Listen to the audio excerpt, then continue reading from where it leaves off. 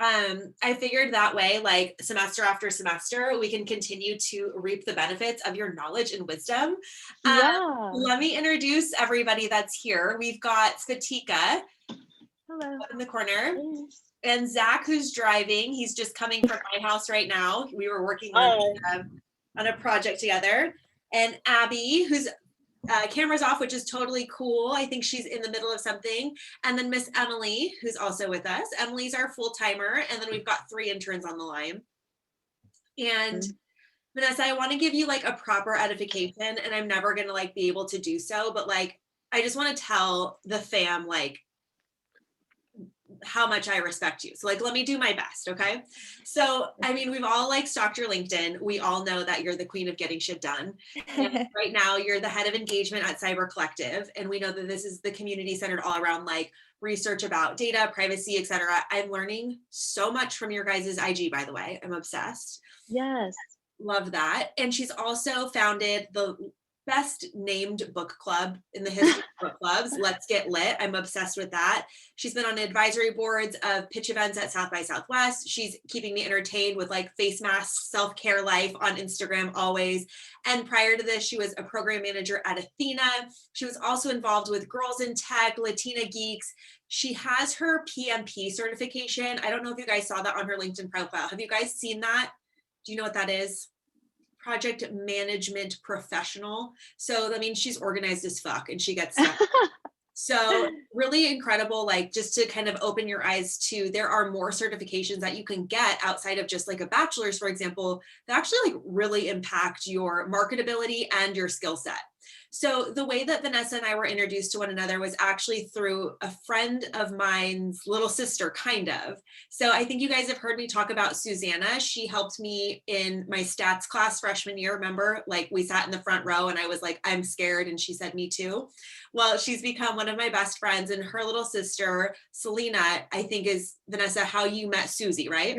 Absolutely. Yeah. Okay. So I was in another mentorship group like pre-pandemic called Focus Mentorship Group. And at the time I was looking for, I didn't know what I was looking for, but I thought like an app developer or something. And so it was suggested to me that I get involved in Girls in Tech. So I went to a couple of these events and I just saw this like powerhouse woman like handling business and like speaking and like becoming a managing director of Girls in Tech and like getting it done.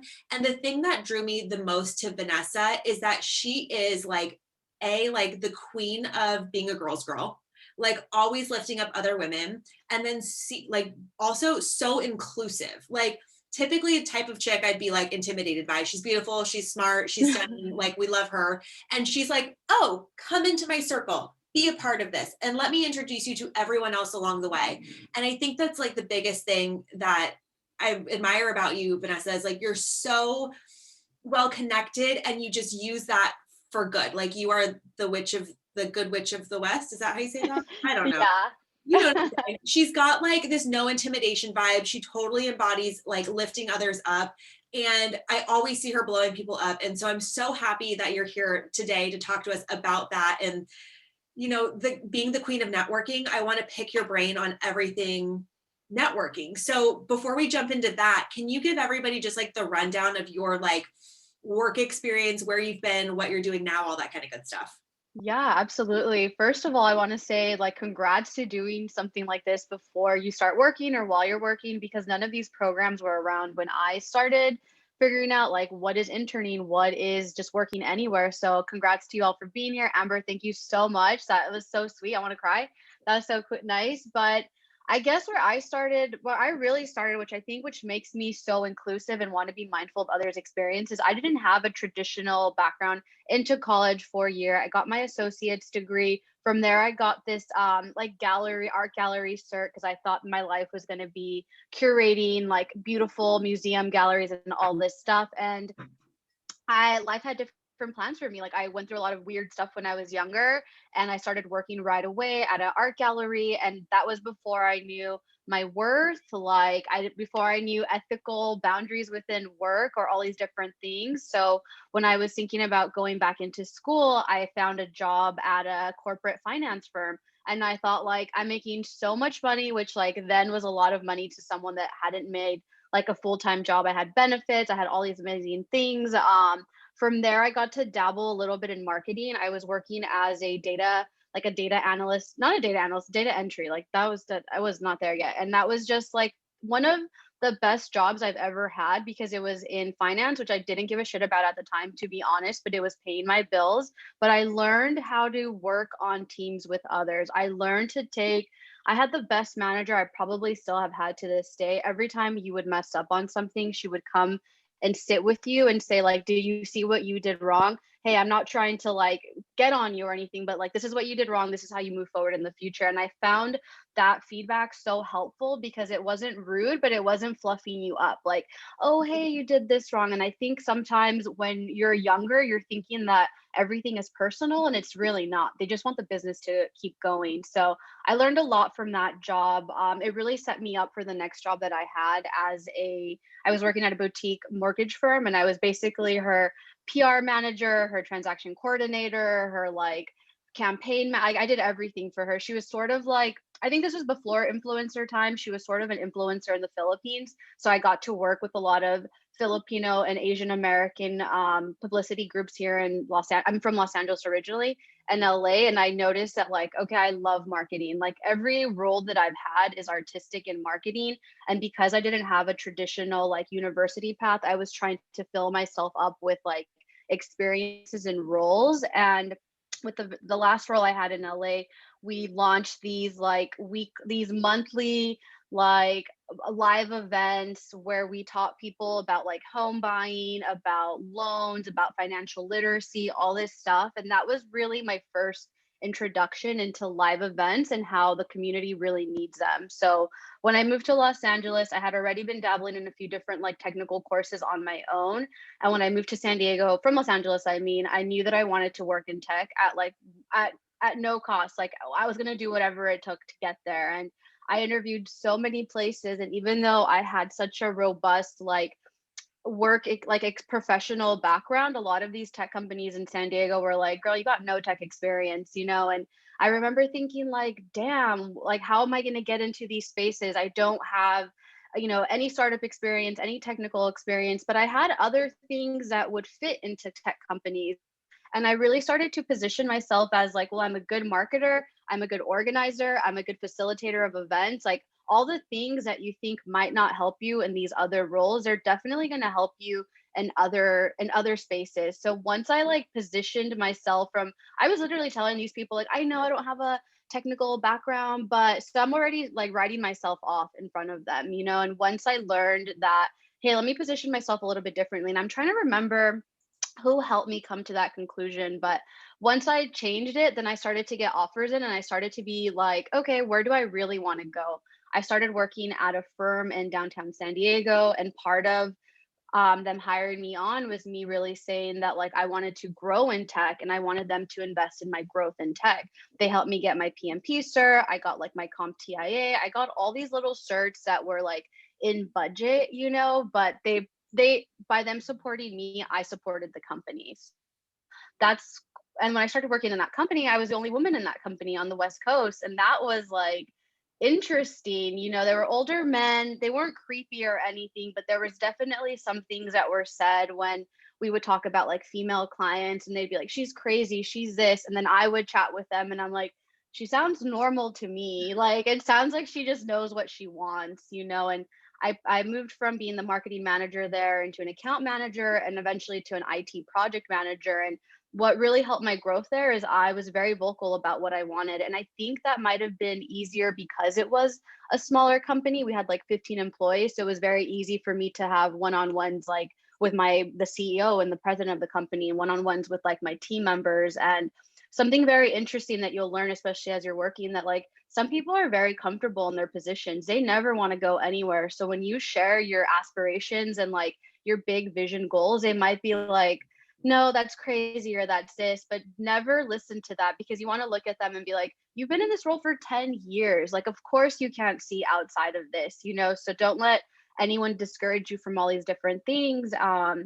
And part of being at that company, I got introduced with like other technical stuff. Now I was in tech. Like I felt like, all right, I made it, I'm here, but it still was very minor. I was still a minority woman and a Latina. I started working with different like technical spaces here in San Diego, like events and programs. And I just found them to be very white and very not welcoming, and there's nothing wrong with that, but that space just wasn't for me, and once Girls in Tech came to San Diego, I like immediately emailed the people that were like organizing. I'm like, I have to be a part of it. I want to help. And I sent them my resume and I'm like, I'll volunteer however I can. And they were like, oh, you should be the marketing director. Like, again, I'm putting my skills down. Like, I'll just volunteer to be here. And they're like, no, girl, you're like the marketing director, which was awesome. And I think after many of like events that you have like that, where someone tells you you're more than what you're showing yourself, then you really start to be like, okay, that's it. I'm not going to sell myself low. And honestly, always shoot for the stars, because all they're going to tell you is like,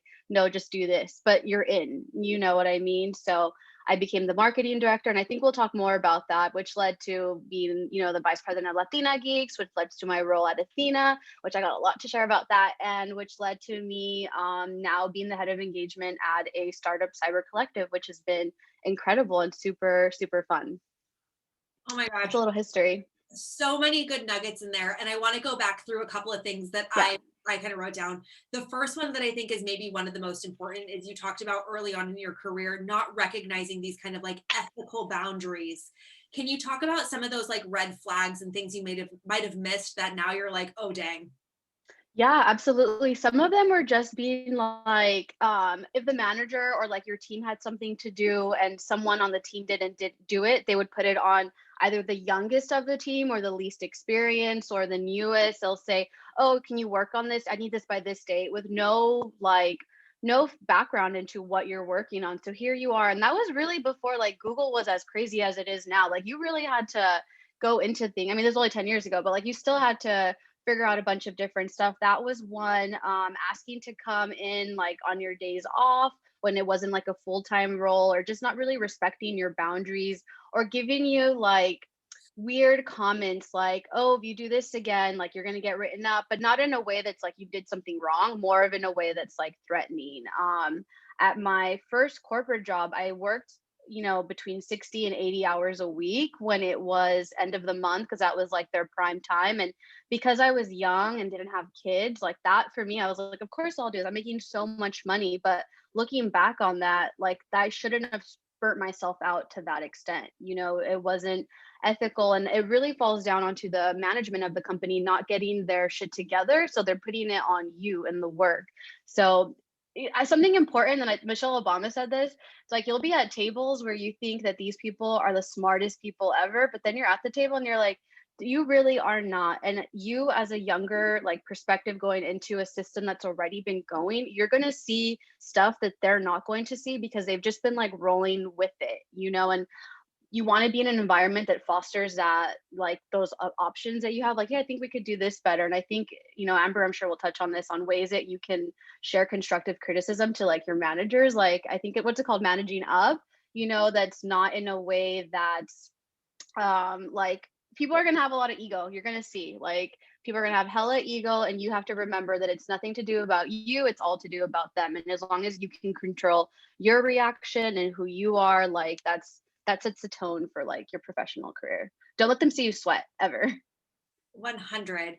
But I think what's really interesting in that too, Vanessa, is that like growth that we've both experienced over the course of our careers. And like you see these kind of like red flags or whatever, and you become a better advocate for yourself. You even mentioned this, like you were downgrading your skill set by being like, oh, I know I don't have this, but you learn over time to advocate for yourself. And I want to have you speak on that a little bit, because especially in a corporation where you're the only woman, for example, and you see other women speaking up for themselves and getting called crazy or emotional, which I've dealt with that as well. Mhm. What kind of advice can you talk about like being vocal and advocating for yourself? And like, have you ever been called like, oh my gosh, she's such a bitch, or she's so like hard to work with? Like, how do you deal with that? Yeah, I've definitely called a bitch at work. And I think when I was It's so funny. Yeah, like because I am like very analytical and just very straight to the facts. And I think that when you're in a work environment, you can share things like, hey, that's a great idea, but I feel like we could do it this way. And also think that saying I feel like not that I feel, I know, but I'm trying to make you feel comfortable. So when those situations arise, I think you have to just be very secure in yourself to know that like you did things the right way. There are times that I've even brought like my ego and my bad attitude and my stuff, and as long as you recognize both of them, you'll be fine, but always bring them up to HR or management. And I think that's a really scary thing to say, because depending on what organization that you're in, you'll see where your feedback is taken well, and I think when you start hiring for places, you want to ask questions like, what's the culture like here? How do you support these sort of instances? I think now more than ever, especially like after this like very big Black Lives Matter movement that's still continuing on, everyone is way more mindful about like what's being said at work or what's not.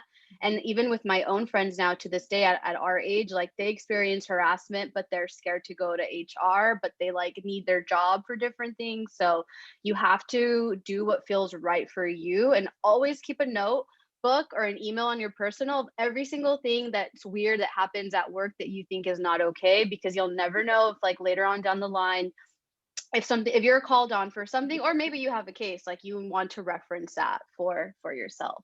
So when you see those situations, just especially when they're for other people, you want to speak up, and you don't want to buy into the gossip. You want to like see it for yourself and advocate in a way for yourself, but like just don't gossip or do any like, she said I was a bitch, like that's not necessary, unless you might have like one or two work homies that you can share that with, but never show all your cards to anyone.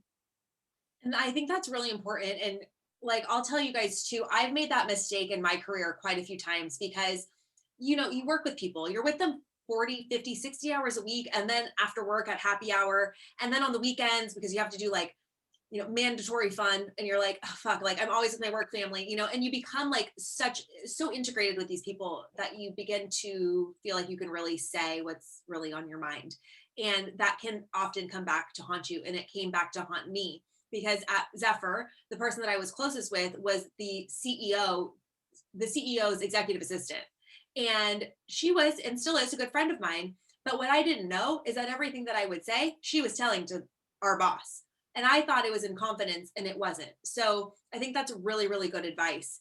Um, can we talk about, Vanessa? Like, I think something that I really admire in you is that you're always polished, you're always professional, but you're always very much yourself. How do you strike that balance between being yourself and being, like your self-love, indulgent self, and like talking about things Yeah. that matter to you or causes that matter to you, while always having that professional kind of overtone Yeah. to everything? I think that I just feel like I'm gonna make like more impact if I do come like in the way that's like authentic to me, which is being professional.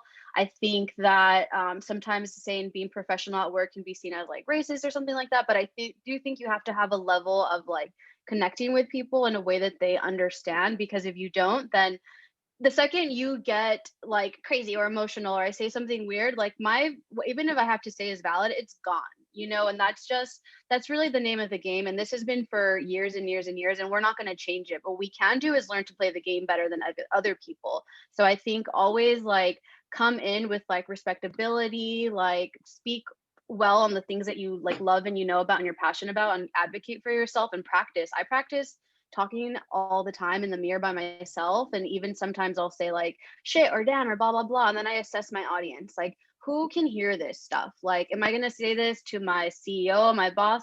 Probably not. You know what I mean? But am I going to talk to my colleagues where maybe we'll say shit and different things sometimes? Like, absolutely. So just really assess your audience.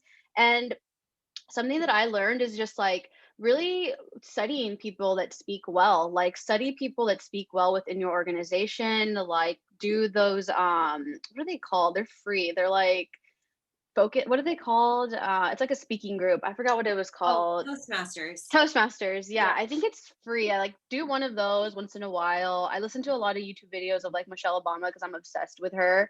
Once again, I'll reference her, but I think that there are ways to get your point across in a strong way without being too much that you're off-putting to like people that actually need to listen. That's my thing. That's such good advice. And I could dive into that for hours with you. But what I really want to touch on too, before we start talking about community and cyber collective, is I would love if you feel comfortable to share your story about navigating the challenges in your career, namely Girls in Tech and Athena. Can you talk to that? Yeah, absolutely. That was crazy. So like I'll be very real with you. Sometimes you go into like your dream organization and this is like I'm like this is like here in the record. Like, I want this conversation to stay here, but I want you to be mindful of like these are things that happen. I was so excited to work at Athena. It was my dream job, like job of my life, because I was going to actually be doing what I had done with Girls in Tech and Latina Geeks. Those were volunteer led roles, even though I was like on an advisory board, which was great for my career, but I wasn't necessarily getting paid for that time. So when I got this role at Athena, I was like, this is it. Like, this is the future. Like, this is the path I'm going to continue to go on. And what I found there that it was a very antiquated company. They didn't want me to serve on Girls in Tech's board and also be associated with Athena. And at first I thought maybe it's a conflict of interest. Like I was trying to suss it out, but then I realized that some of the board members of the people on Athena were also on various boards that had to do with women in STEM or women empowerment or tech focus. So I didn't understand why I couldn't also have that. And I thought that it would only amplify my role within Athena and within the community being a part of two organizations, one of them international Girls in Tech and the other one just San Diego based. Like I thought that would be a great amplification for Athena. And what I found that when I was working there that it was more so they wanted to not have me like I don't think they just wanted me to be great. Like they wanted me to have exclusively to be at Athena. There would be all these little things that were said all the time that in reflection, because I got let go from that role, it was all these microaggressions, I would say. So I had to not be managing director anymore, something that I had really wanted within Girls in Tech. But I was like, okay, the focus is this job that's paying me. And anytime I would go to a girls in tech event or I would get tagged because Girls in Tech was an international community, our CEO would always have something to say about it. Like she would be stalking my LinkedIn, which is another really weird thing. Like I'm not doing anything wrong. I'm sharing events from every single woman in tech space, especially pre-pandemic. I was traveling a bunch for work and speaking and different stuff. So there was no need for her to keep tabs on me because I was 100% with Athena, and what ended up happening there, she wanted me to remove Girls in Tech from my like work history, like remove the time. And she didn't want the time that I got hired to overlap with the time I was managing director. But I had told her that like I really stopped being managing director in October. Like I didn't see why she could have control over my LinkedIn. And I think I had brought this is gossiping at work. I had brought it up to my coworker. There was only three people in the office at all times, and I told her that it made me feel weird that happened, and I didn't know like what I should do. I was thinking, should I elevate it to the board of directors because I had a good relationship with them at the time. I felt like they trusted me, and I was really bringing a lot of like diversity and like different like events and experiences to the group. So I felt like even in my short 4 months that I had gained like earned my trust, and what ended up happening that I found out later through like one of the board of directors is that my coworker told the CEO that like I was thinking of like elevating this issue because I didn't understand it and she felt challenged by that. So over winter break, I got this crazy email and that was like I didn't even check it because we were supposed to not check our emails all winter break. And I'm so firm on like if I'm out, I'm out. I am not responding to any emails. I'm like emails, I'm done. And when I got back to the office, she was like, "Did you see that email that I sent you?" Da, da, da. I was like, "No." And then I was like, "What the hell is she talking about?" Like, I literally had no clue. And we had so many projects that we were working on. And then she like brought me into her office the first day we're back from winter break. And she's like, "We're going to have to let you go. I'm so disappointed, but I asked you to update your LinkedIn." And I was like, I'm getting let go over LinkedIn when I just had my, 90-day review that was like amazing, stellar. So that's something that you really need to like figure out when you have these like weird things with your boss. It may not be because of your work, it may just be personal. Cause I literally like brought her after I got fired, I like went home and cried because I couldn't understand. And then I remember like resending her my 90-day evaluation. And I was like, I haven't been fired from a role, and I'm just like nervous how this is going to look moving forward. And I have this like 90-day review, and then 30 days later I'm fired. Like, it almost doesn't make sense. Like, can you give me more feedback? And she wasn't open to chatting with me anymore. And I thought that was really against character for being a women in tech advancement group, an advocate for the community, like San Diego Women in Business of the Year. And I think it be your own people sometimes that are the ones that are against you. And at the same time though, like, I wasn't meant to be there, as much as like it hurt me and it hurt my ego and it hurt my whatever professional standing I had, like that role wasn't for me.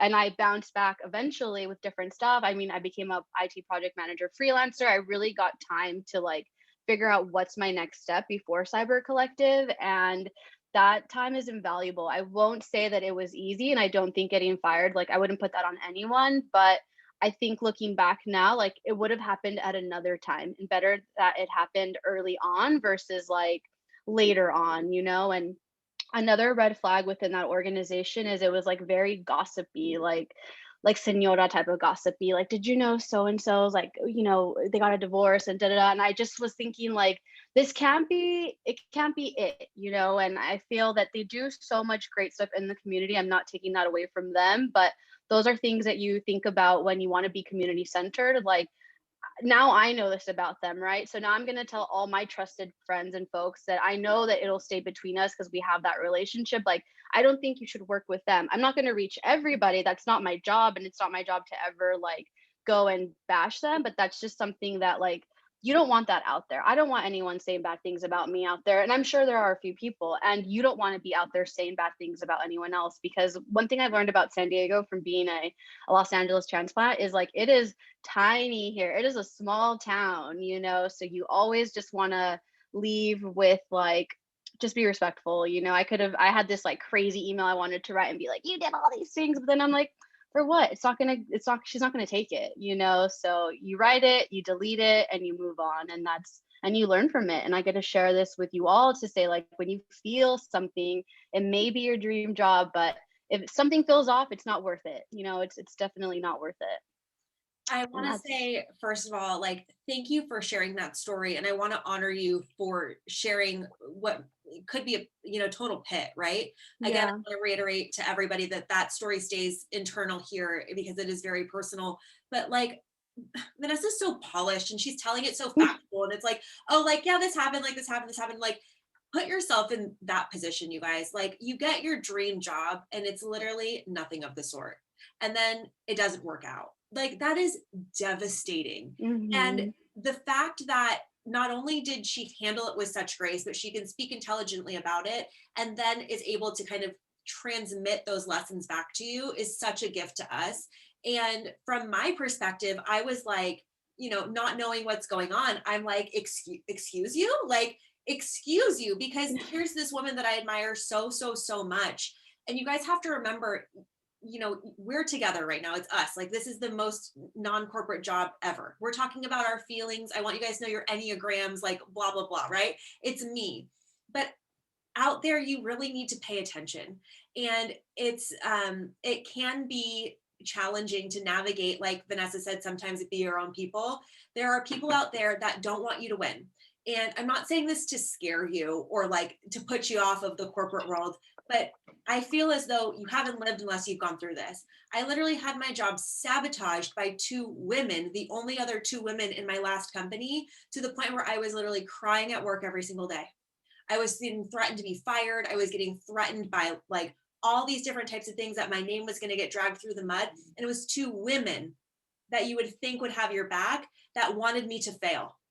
And that is why I think it's so important for us to talk to people like Vanessa, because she is the queen of bringing other people up. And I think that that is like such a core, like that's one of the tenets of our business, right? Like, it's in our ethos. It is, everybody's a client. We raise everybody. A rising tide raises all ships. One of the things that I admire so much about you, Vanessa, is your way that you've cultivated community. Can you talk about how you've done that both during COVID, on social media, prior to COVID? Like, what does building community mean to you?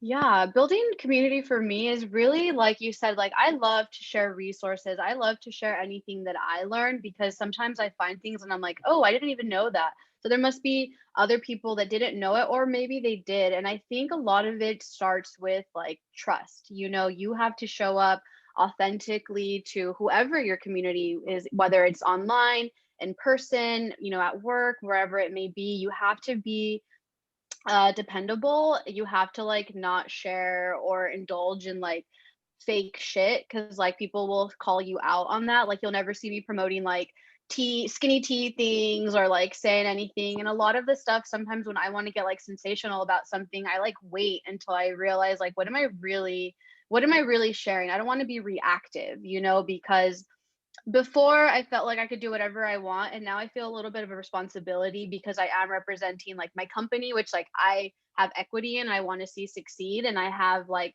all these partnerships and all these things that I'm always working on. So I do feel a little bit of a level of responsibility and like making sure that I bring value to folks, whatever that may be. And for me, like building my community is just like a perfect example is Girls in Tech. Girls in Tech, like nobody knew who they were here in San Diego, even though they were an international organization that does like amazing things. Nobody gave a shit in San Diego. So for me, bringing community was like connecting with every startup and big company here in San Diego. And this is before they wanted to even invest in like a women in tech thing. And then I figured, okay, then my next step is to connect with all the small businesses where we can have our events here. I wanted them to be small business owned, no commercial places, the people who are going to do our photo shoots, the people who are going to work on our any type of like marketing stuff that we have to outsource, like they're all going to be people of color, small biz.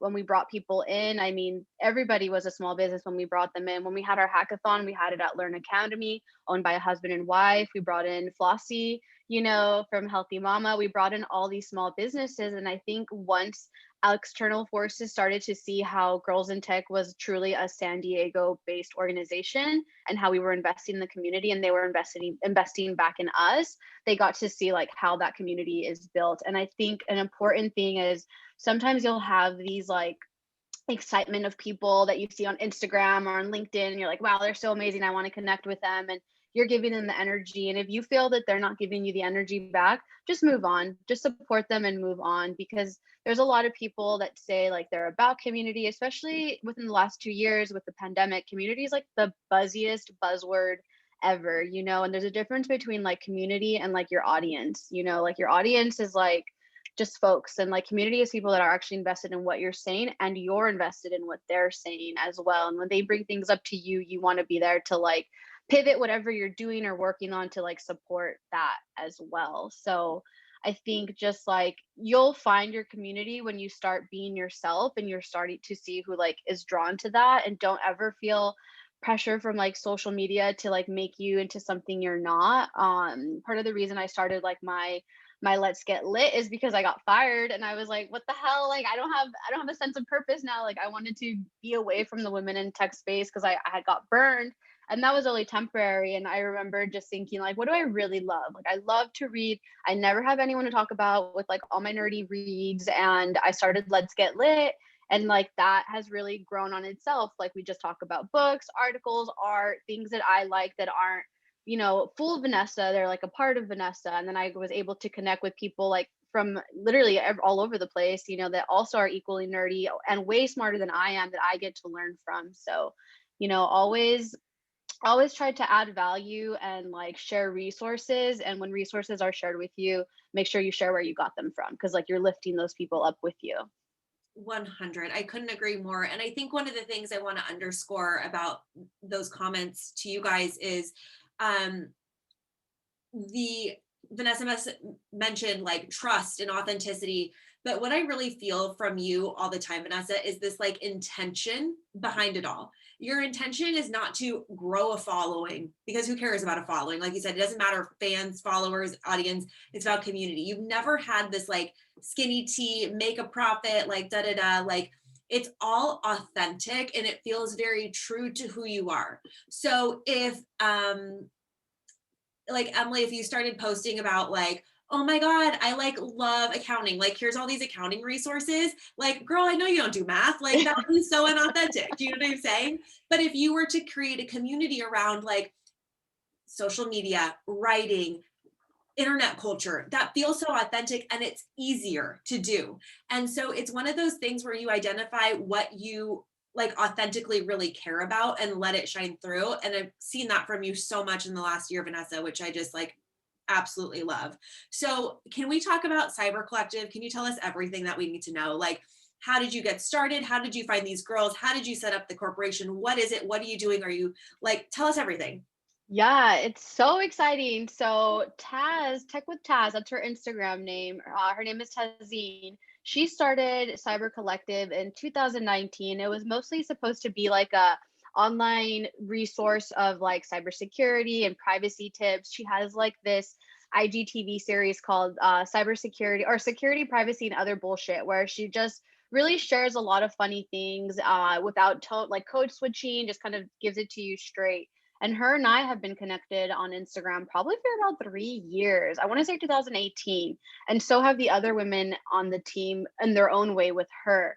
And mid last year, like in the summer, she's like, I really want to build a company out of Cyber Collective.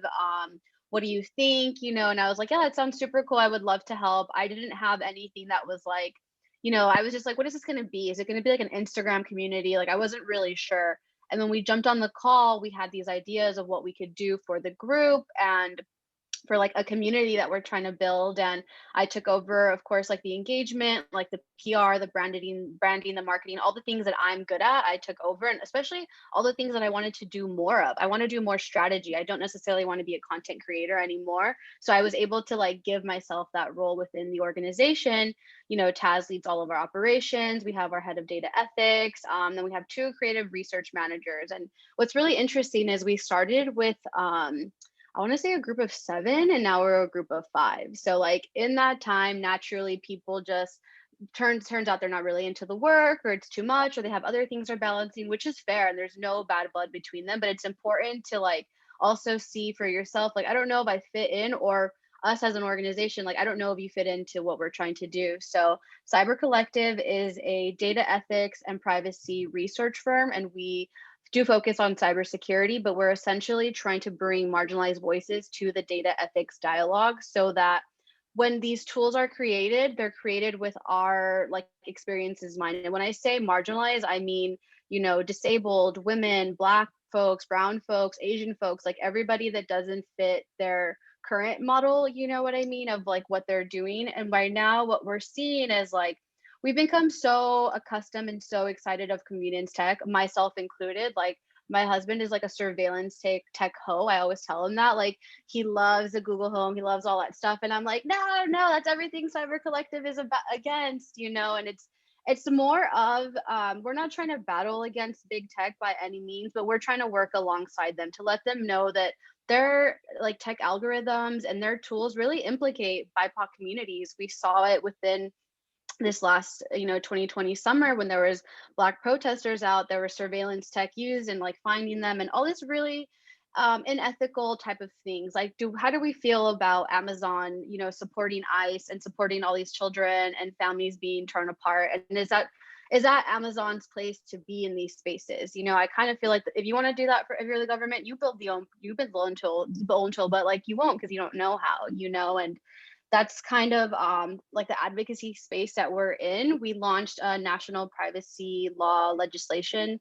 petition. So we're basically trying to advocate to have like a comprehensive federal data law that protects every user, because right now only California, Michigan, and Pennsylvania have like any sort of privacy laws. And at that, you don't even know what they mean.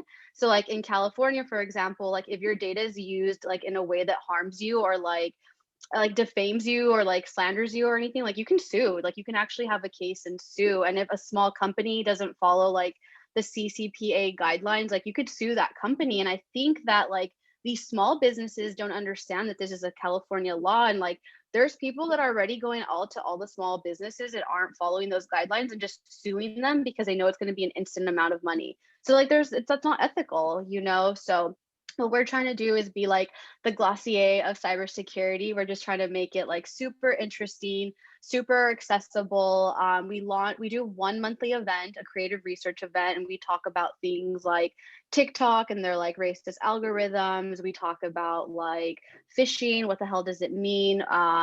There's this Netflix documentary called The Great Hack, where like they show the organization Cambridge Analytica just like demolish our 2016 elections. And it just talks about how like cyber warfare or like data and privacy, like all that stuff is going on every single day, but it's not really shared in a way that like we give a shit to like understand, you know? But we take that information and we write it in a way that's like interesting for everyone so that you guys can understand how to just be safer online. We don't have to have the same like goals and values, but we do have to realize that the tools that we use are harmful, and like how do we as a collective, like cyber collective, how do we as individuals like battle against that? Because I mean, when we think about it, like 10 years, 20, 30, 40 years, things were much different, but people fought against the things that were different to get the things that were fair. And that's only going to continue to be going moving forward. So I'm super excited for like what we have next. We partnered with the UCLA Center for Critical Internet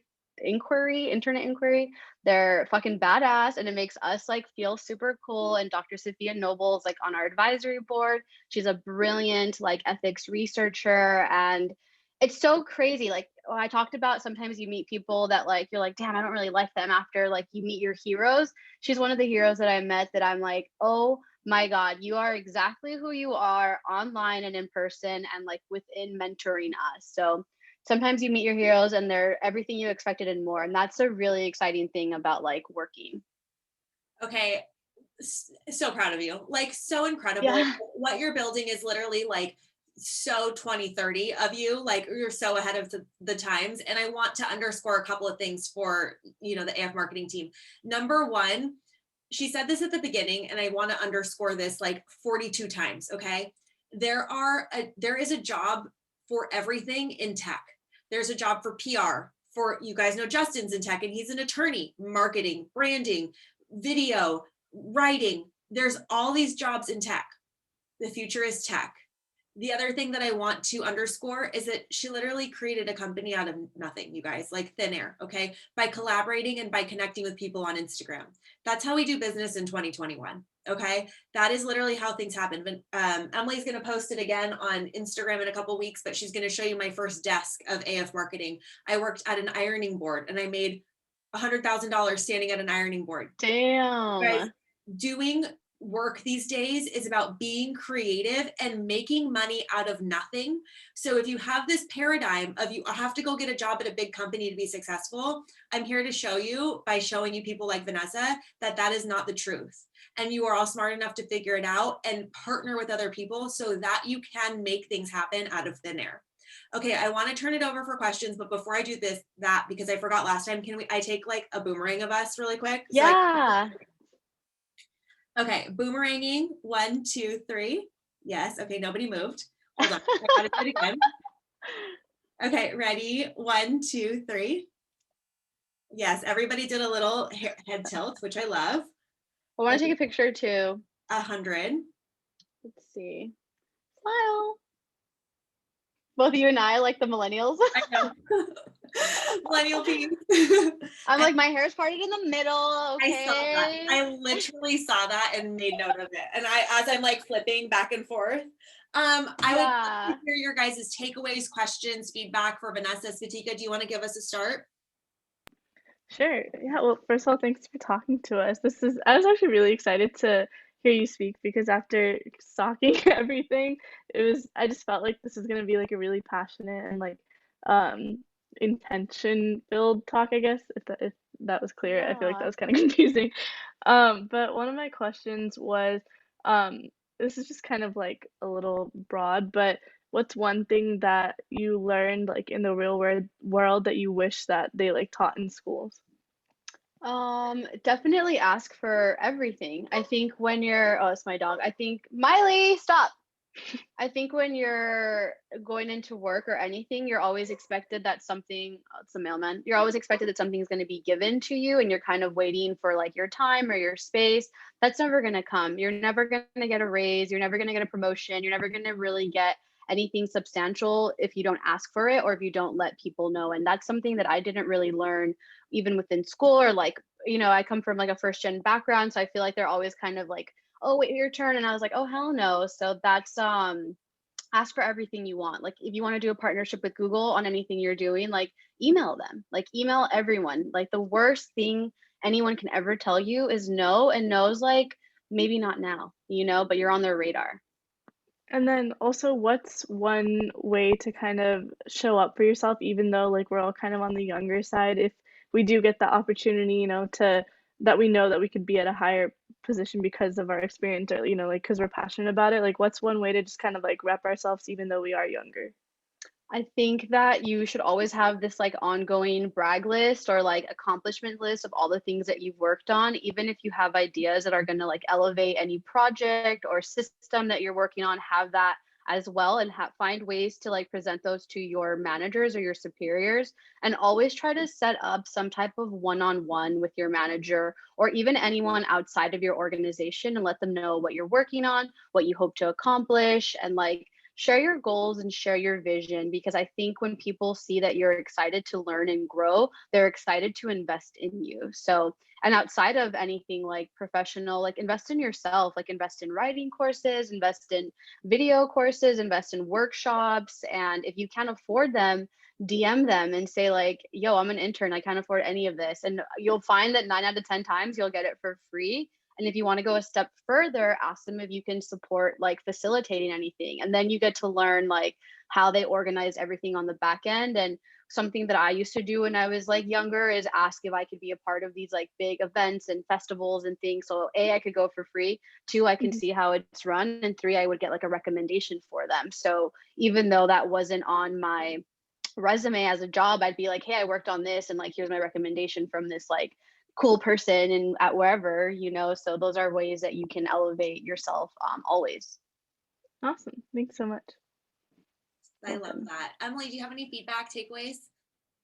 Yes, definitely. First of all, I loved what you both said about how building community on Instagram is like how we do business in 2021.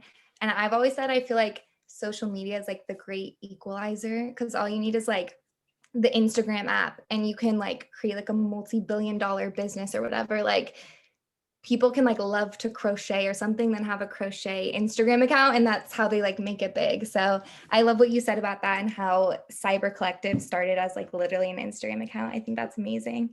But what I wanted to know is how I feel like being let go is so taboo, and also something that you never plan for and therefore never kind of figure out how to like rebound from. What would you suggest, like if you get let go, like how do you handle that in future interviews or when talking to future employers or something like that?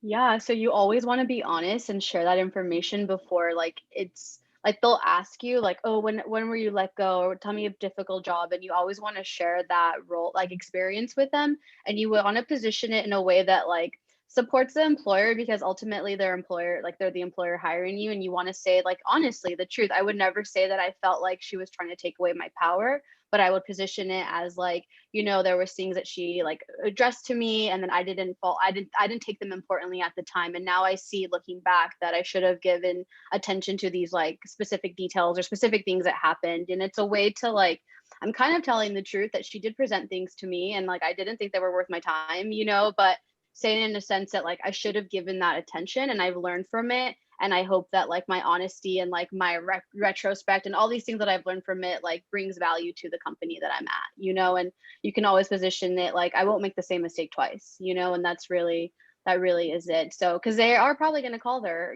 probably going to call whoever you got let go of and stuff, and you want to make sure that like your story aligns, because they're going to say, oh well, they said this, and then that person will be like, okay, so she admitted that she got let go because she didn't do what I said. So you never want to lie. You always want to like offer the details up front in a way that positions you that you've learned from it, and positions that it wasn't you against your boss or you against any type of entity. Is like you learn from it, you fucked up and you learn from it, and like you won't do it again ultimately.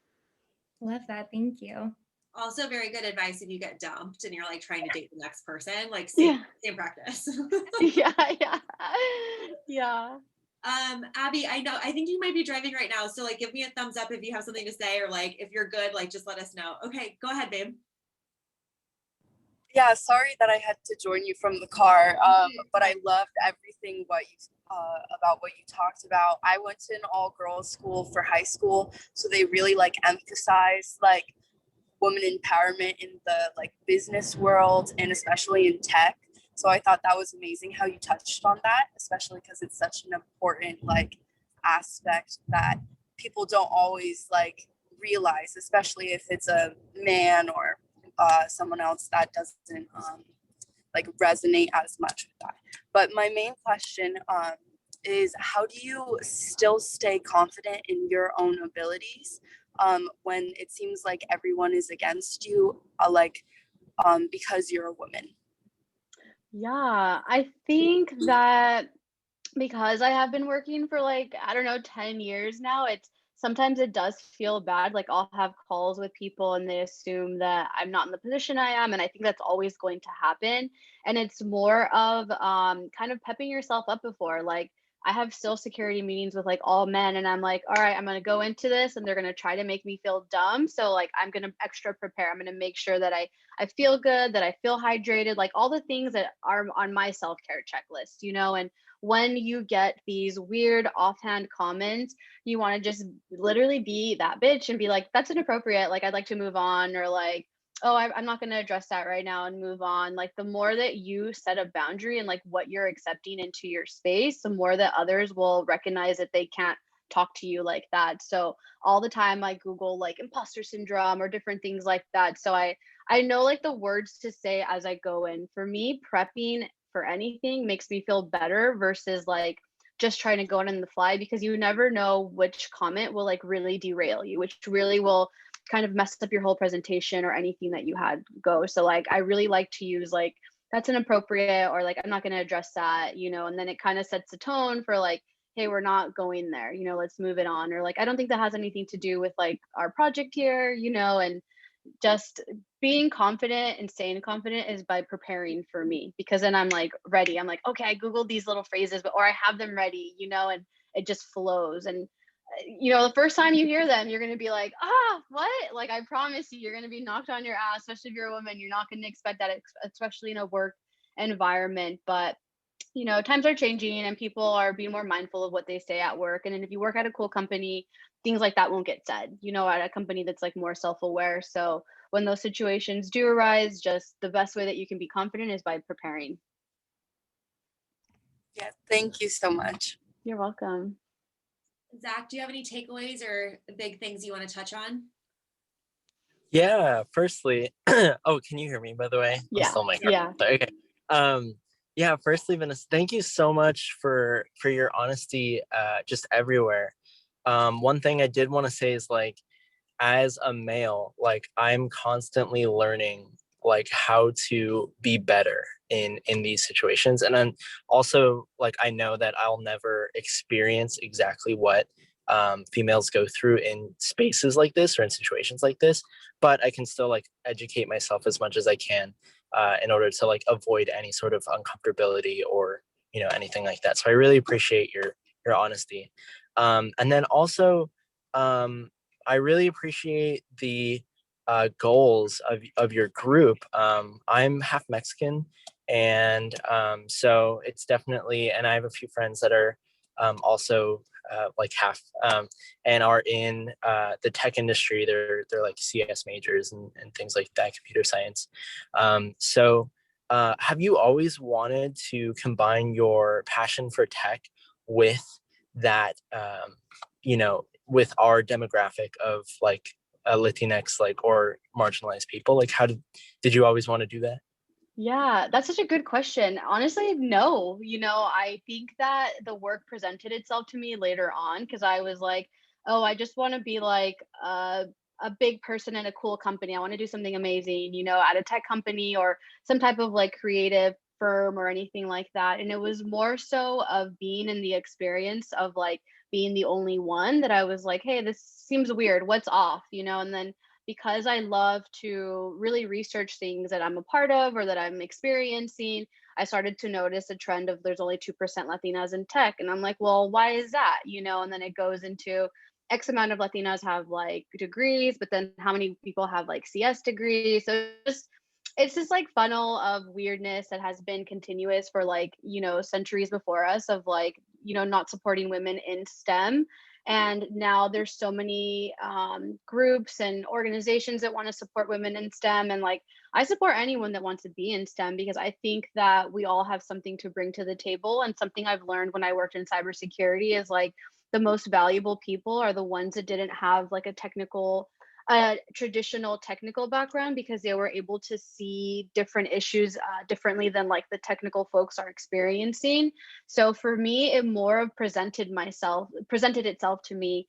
When I look back at like who I was in high school and in college, I always found in high school, I was like an ASB and like all these different things. I always found myself wanting to be in roles where like I supported others and maybe like positions of power too, but it wasn't until I was like in Latina Geeks and Girls in Tech that I really realized like, wow, this work is really important. And even more so in Latina Geeks when we would have like intro to coding, like what is cloud computing? A lot of the people that would come, mostly Latinx women, they would just say like, oh, I don't know what cloud computing is, but yet they're using like Google Drive like exclusively at work. And I'm like, well, girl, that's cloud computing. So it was really just connecting those. And I'm so happy that it showed itself to me because I think no matter what anyone tells you, you can have an idea of what you want to do and you can work towards that a little bit, but it always like changes and pivots. Like I'm already thinking about like 5 years ago, I wouldn't expect myself to be starting a, data ethics and privacy company. Like absolutely not. And 5 years from now, like what does that look like too? So just always be willing to go with the flow of what life presents you and what you like. I really like being a resource and I felt that supporting Latinx women in tech, like there's so many badass like women and men, like everyone in tech. So there's just a lot to do there.